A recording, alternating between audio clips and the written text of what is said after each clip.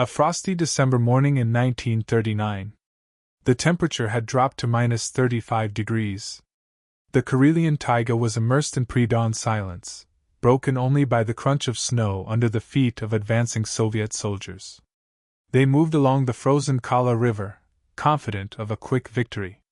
In a few hours, many of them would never return home.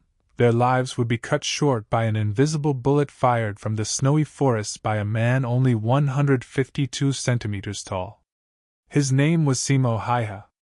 But Soviet soldiers gave him another name, which they whispered in the trenches when night fell. They called him the White Death. Chapter 1: A Peasant with a Rifle. On December 17, 1905, in the village of Kaiskinen, in the municipality of Rotjärvi in Viborg province, the seventh of 8 children was born into a simple peasant family. The Hyah family lived modestly but not in poverty. They worked their own land, engaged in hunting and fishing. Little Simo helped his older brothers in the field from childhood, learned to read tracks in the forest, and shoot at moving targets. In those years, Finland was a grand duchy within the Russian Empire. There were no borders as such, but Finnish national consciousness was already very strong. After the 1917 revolution and gaining independence, the country plunged into a bloody civil war between the Whites and the Reds. These events left a deep imprint on young Simo's consciousness. In 1917, when Finland gained independence, the paramilitary organization, Sotilaskunta, was created, a protective corps designed to defend the young state. At 17, Simo joined this organization. Here he received systematic shooting training for the first time. Instructors immediately noticed the young man's phenomenal eye and composure. During exercises, Hyah could hit small targets at distances from which others wouldn't even attempt to shoot. Hunting, which Simo had engaged in since childhood, taught him a sniper's main skill: patience. But before that, please subscribe to the channel and like it to spread forgotten stories. Get to the point. He could sit motionless in ambush for hours, waiting for an animal to appear. This ability would later save his life and doom hundreds of his opponents. Chapter 2: The School of War. In 1925, at the age of 20, Hyah was drafted for mandatory military service. He ended up in the 2nd Bicycle Battalion in the town of Raivola. He entered the non-commissioned officer school and successfully graduated, receiving the rank of junior commander. After service, he returned to peaceful peasant life but didn't stop training. Simo received real sniper training only 9 years after completing his military service, at the Uti fortress in the city of Kollaa. The training program was rigorous, shooting in various weather conditions, at moving targets, in conditions of limited visibility. Hyah showed brilliant results, standing out even among professional military personnel. Participating in Sotilaskunta shooting competitions, Simo repeatedly became a winner.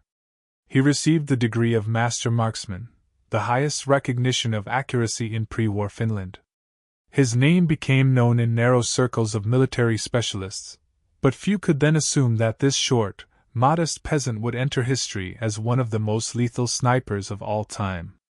By 1939, Simo Hyah was 34 years old. He worked the land, bred dogs, hunted. Life flowed measuredly and peacefully. But geopolitical storm clouds over Europe were thickening. World War II had begun, and little Finland found itself between two giants, Nazi Germany and the Soviet Union. Chapter 3: War broke out. On November 30, 1939, the Soviet-Finnish War began, which the Finns call the Winter War. The Red Army crossed the border along its entire length, from the Barents Sea to the Gulf of Finland. The USSR had an overwhelming advantage, about 1 million soldiers against 300,000 Finnish, thousands of tanks against several hundred, air superiority. Soviet command counted on a quick victory, a maximum of 2 to 3 weeks. But the Finns weren't going to surrender. They knew every meter of their territory, knew how to fight in harsh winter conditions, and were ready to die for their country's independence. Simo Hyah, like thousands of other reservists, received his draft notice.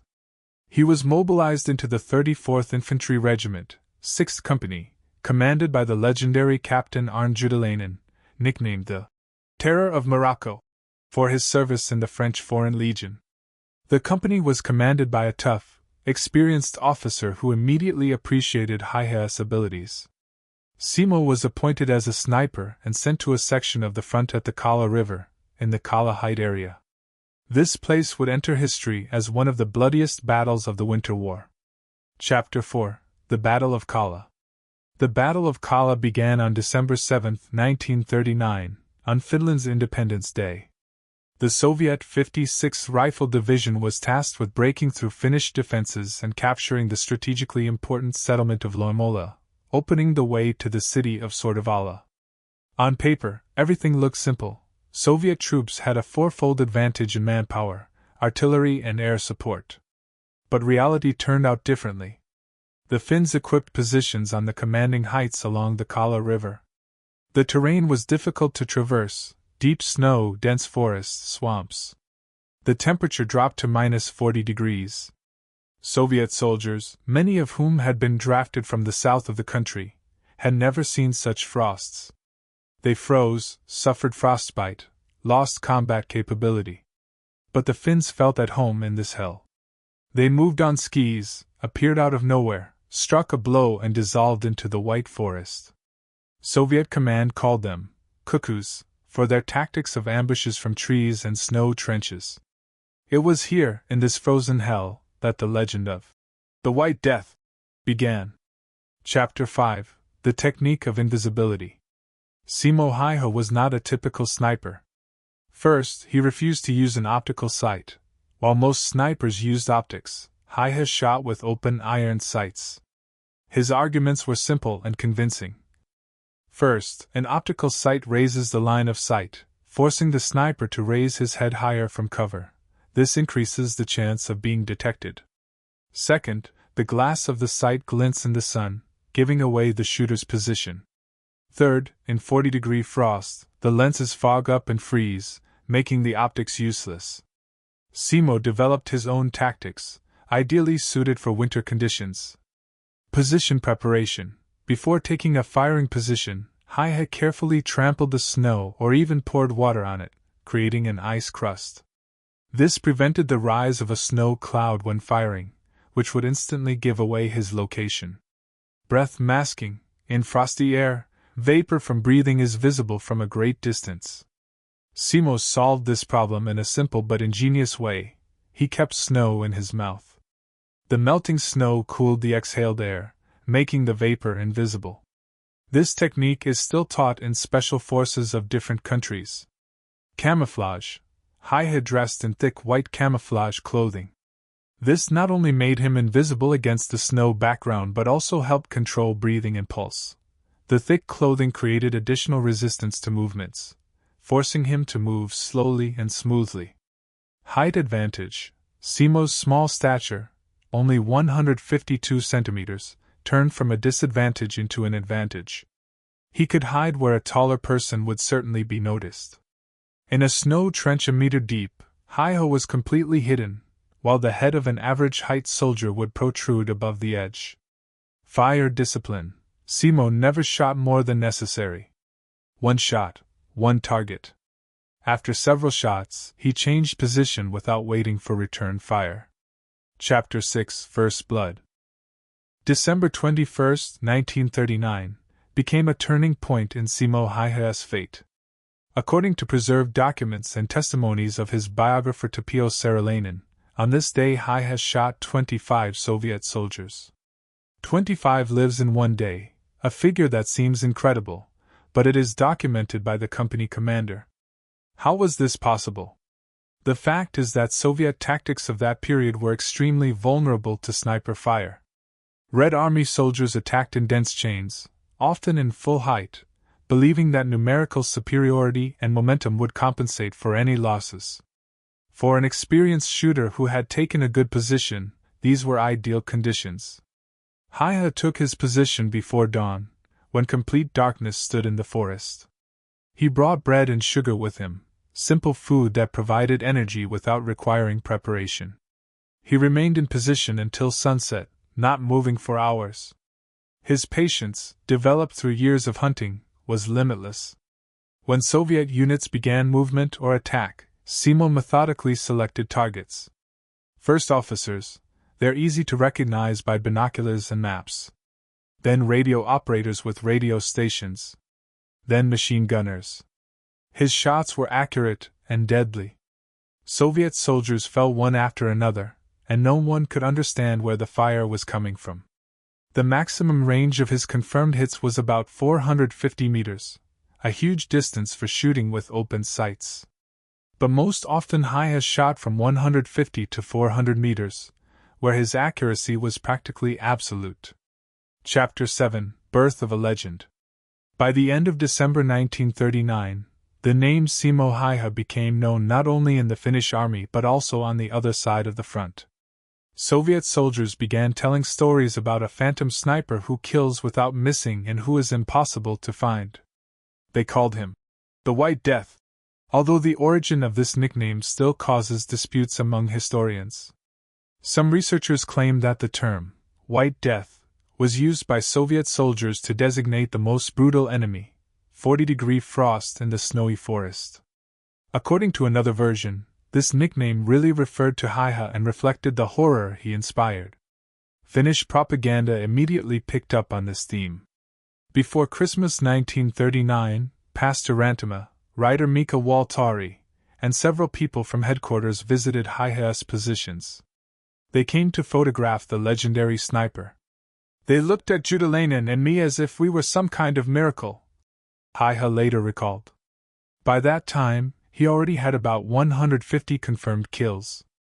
Soviet command understood that the presence of such a sniper at the front demoralized the troops. Soldiers were afraid to stick their heads out of trenches, officers refused to conduct reconnaissance. Losses grew not only from Hyah's bullets but also from the general paralysis that his presence caused. Chapter 8: The Hunt for the Hunter. Soviet command declared a real hunt for the White Death.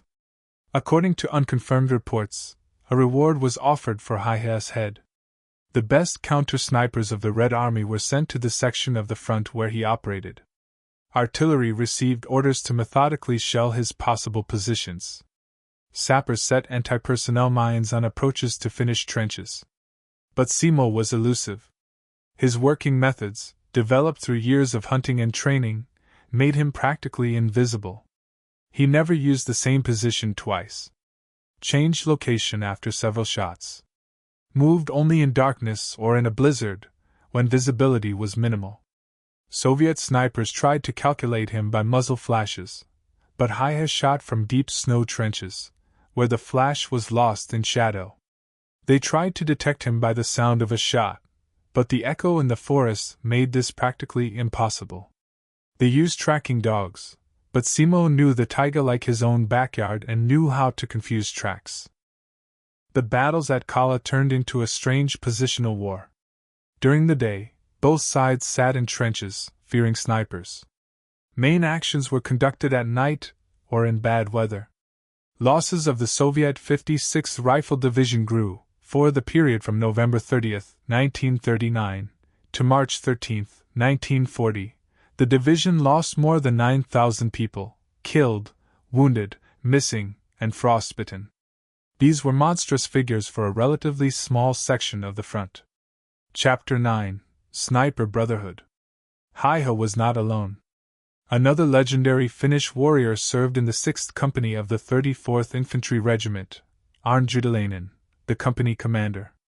If Simo was a master of the rifle, Judalainen became famous for his ability to conduct close combat and use automatic weapons.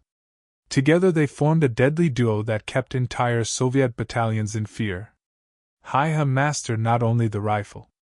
According to documents, in addition to approximately 500 confirmed kills with a sniper rifle, data ranges from 219 to 542 in different sources, he destroyed about 200 Soviet soldiers with a Suomi submachine gun and a Lahti Saloranta M26 machine gun. This makes him even more unique. Most snipers specialized only in long-range shooting, while Hyah was a universal fighter. His main weapon was the Finnish modification of the Mosin rifle M/28, or M28/30, which the Finns called Spits. The irony of history is that Hyah killed Soviet soldiers with a weapon developed by a Russian designer. But the Finnish modification differed significantly from the Soviet version: better assembly quality, better accuracy, improved trigger mechanism. On February 17, 1940, in recognition of his achievements, Hyah received as a gift from Swedish sponsor Eugene Johansson a Seiko sniper rifle, the best weapon of that time.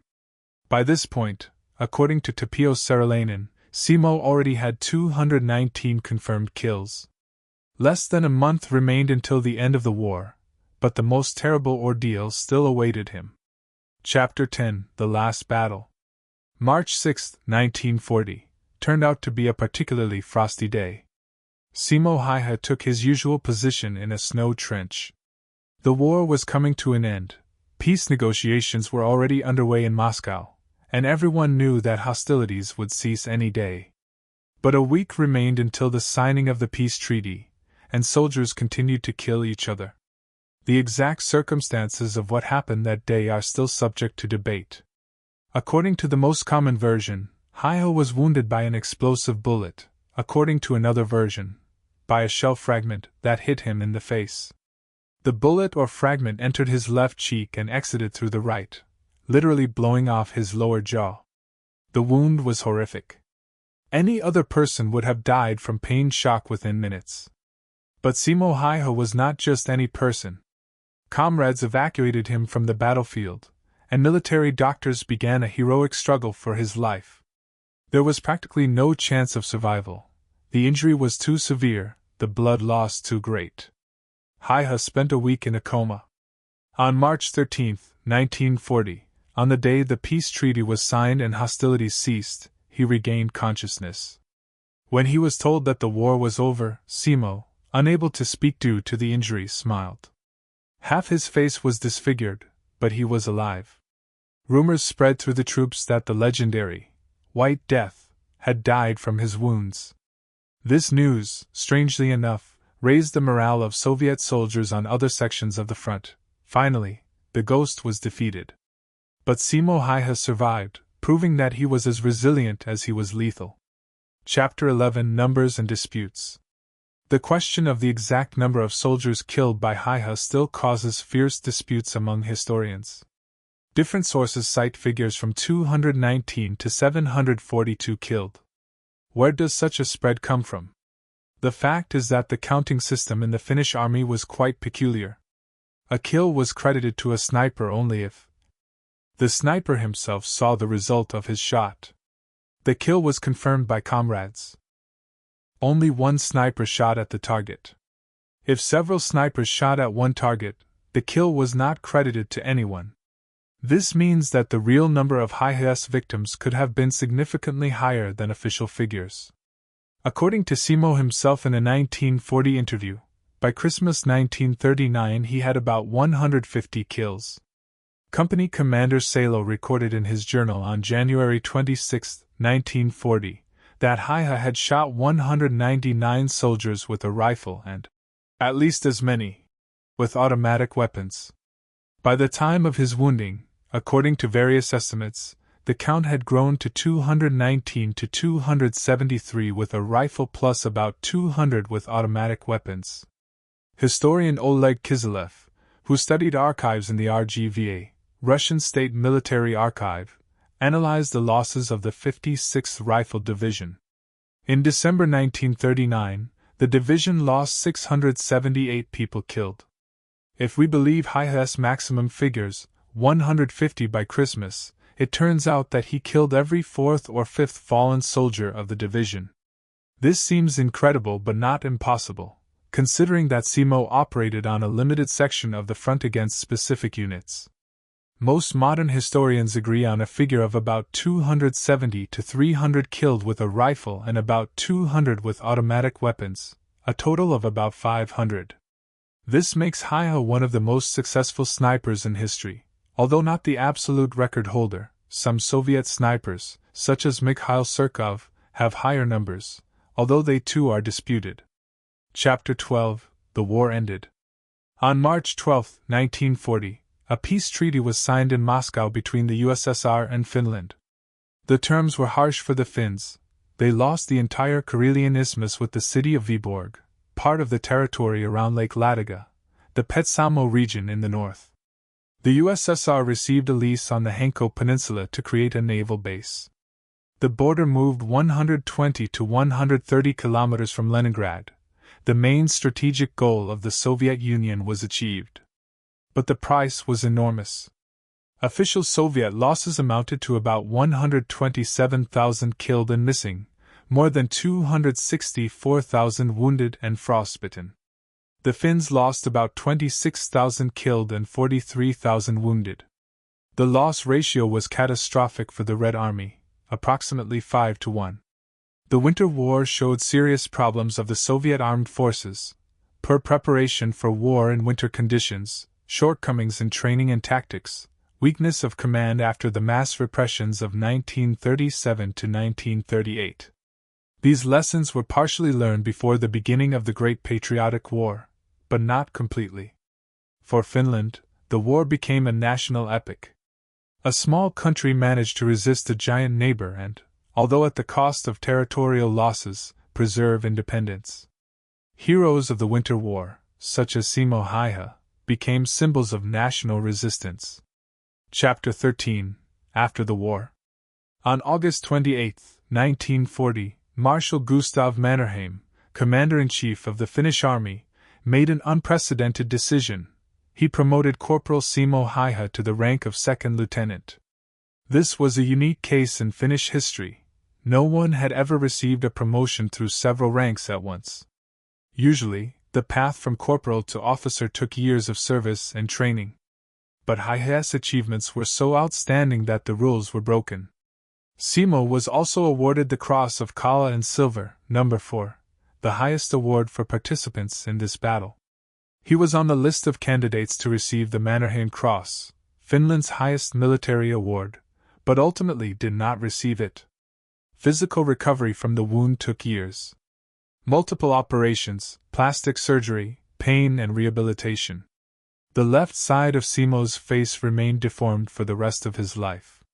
He learned to speak again, but his speech was always slightly slurred. Nevertheless, he didn't complain or ask for pity. Such was his nature.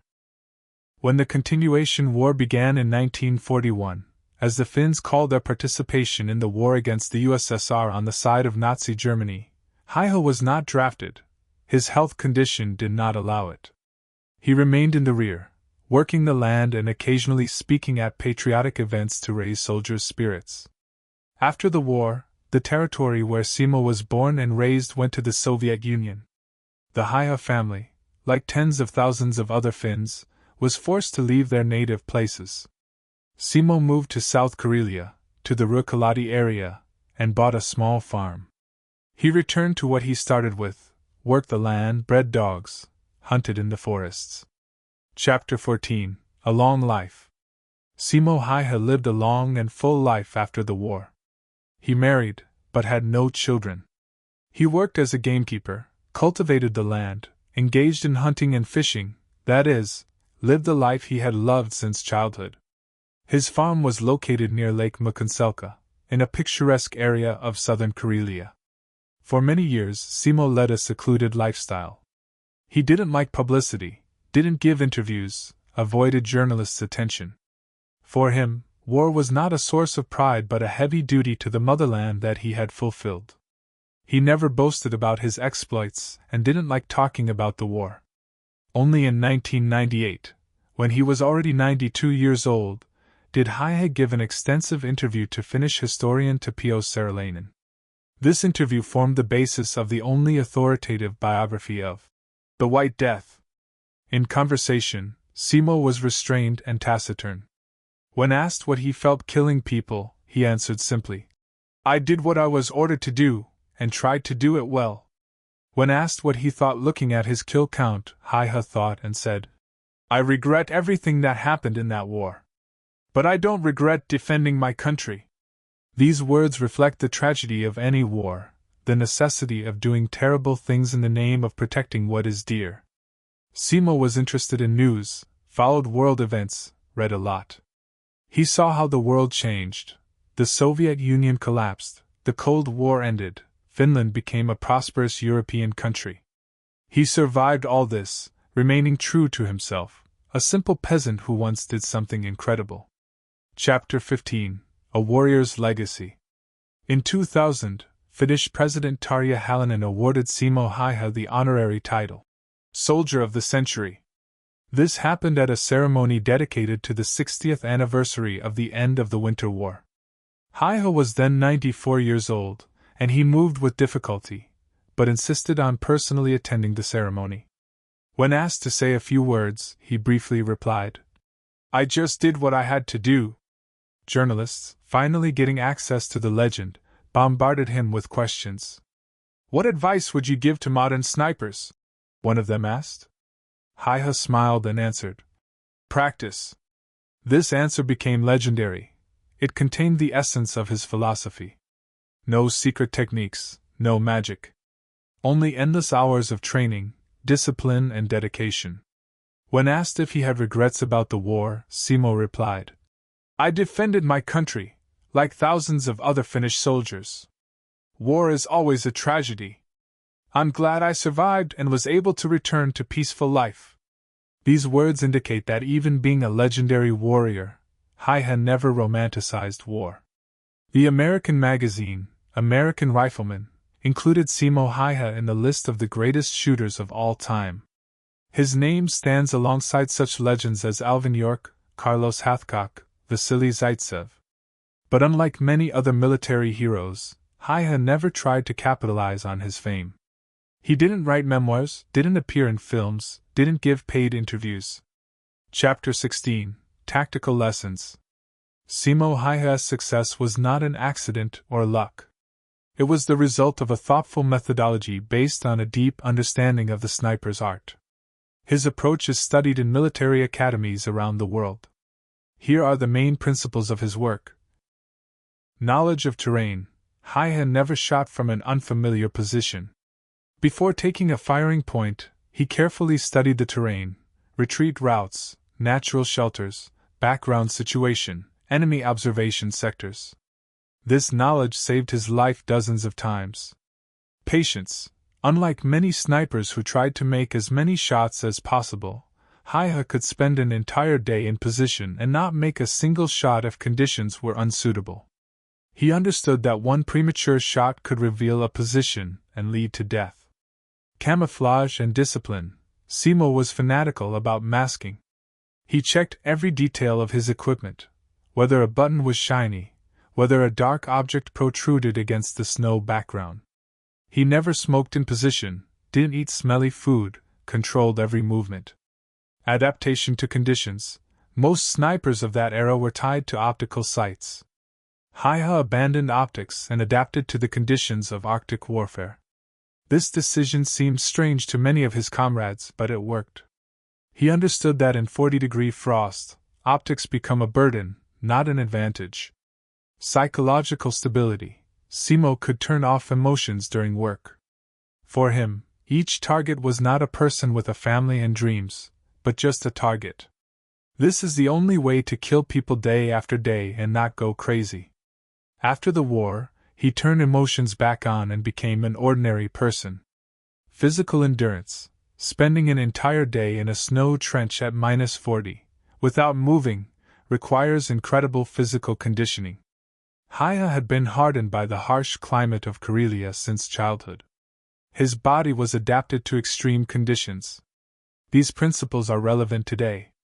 Modern snipers study Hyah's experience and apply his methods in their work, adapting them to new conditions and technologies.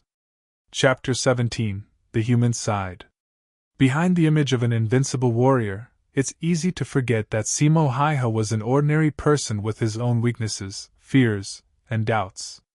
His comrades in arms recall that Simo was a quiet, modest man who didn't like to stand out.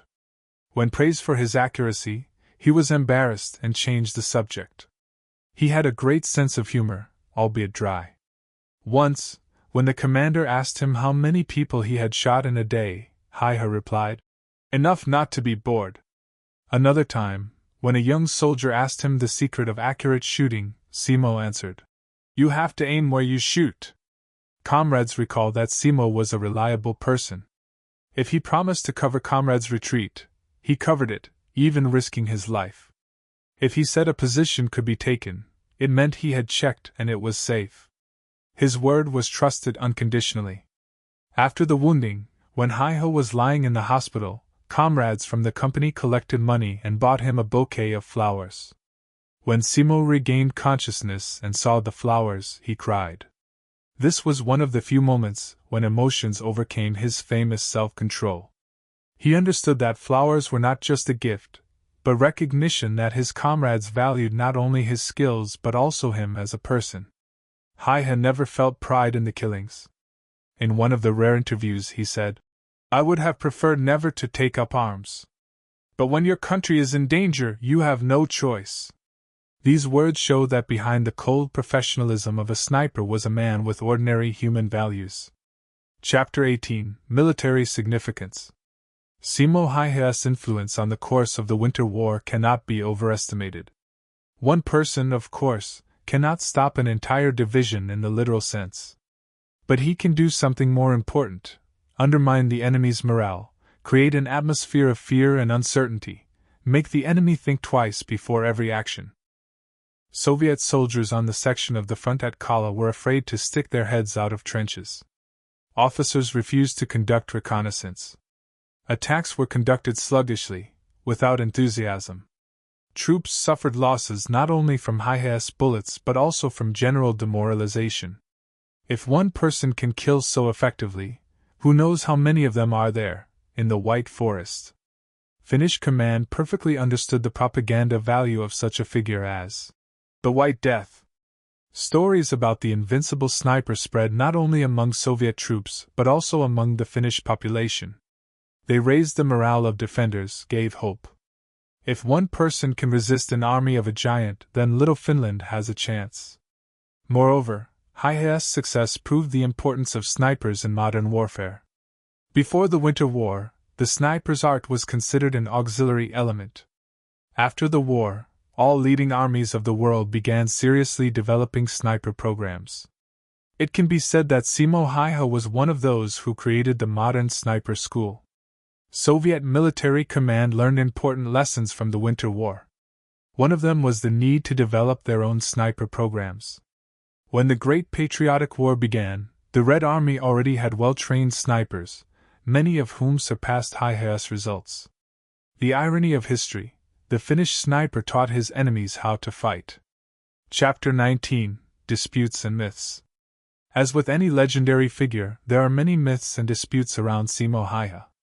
Some researchers question the official figures of his count, pointing to the lack of documentary confirmation of each kill. Indeed, in combat conditions it is not always possible to accurately record each result. However, Hyah's company commander, Arnjutalainen, kept detailed records of his fighters' achievements. These records have been preserved and are kept in Finnish military archives. According to these documents, Hyah really had phenomenal results, although the exact figure remains subject to discussion. Some skeptics point out that there was a tendency in the Finnish army to exaggerate the successes of individual heroes for propaganda purposes. This is a fair observation. Propaganda was an important part of the war. However, testimonies of Hyah's comrades, command records, and indirect data on Soviet troop losses in his area of operations confirm that his results were indeed outstanding.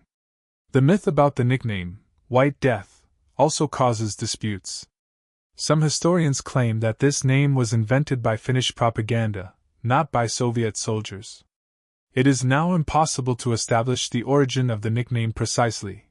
Too much time has passed, too few documents have been preserved. But the fact remains: this name became firmly attached to Hyah and became part of his legend.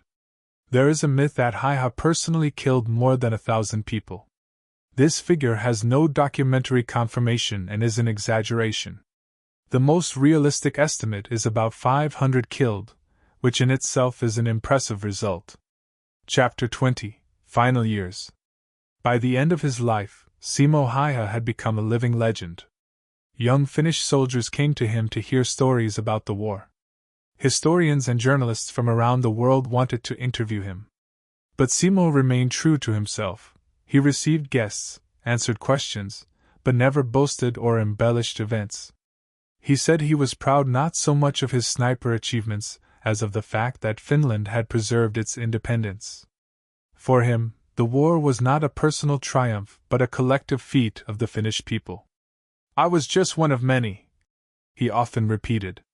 In 2001, at the age of 96, Simo Hyah gave his last major interview to Finnish television. By that time, his health had greatly deteriorated, age and the consequences of severe wounding were taking their toll. But his mind remained clear, his memory sharp. He spoke in detail about his life, about the war, about what he thought of the modern world. When asked what he wished for the younger generation, Simo replied, "I hope you never have to fight. War is the worst thing that can happen to a person and to society. But if you have to defend your country, do it so that you won't be ashamed." On April 1, 2002, at the age of 96, Simo Hyah died in a nursing home in the city of Hämeenlinna. His funeral turned into a national event. Hundreds of people came, war veterans, military of all ranks, ordinary citizens who wanted to pay their last respects to the hero. The President of Finland sent condolences to the family, calling Hyah a symbol of Finnish resilience and courage. Thanks for watching. If you found this story interesting, please subscribe and like it, and join our community of history lovers. We want to hear your voice. Leave a comment on the video, tell us where you come from, or share any family history related to the war. You are not just a spectator, you are helping us spread the truth about the heroism of the war years. We read every comment, and they really inspire us to work. See you next time.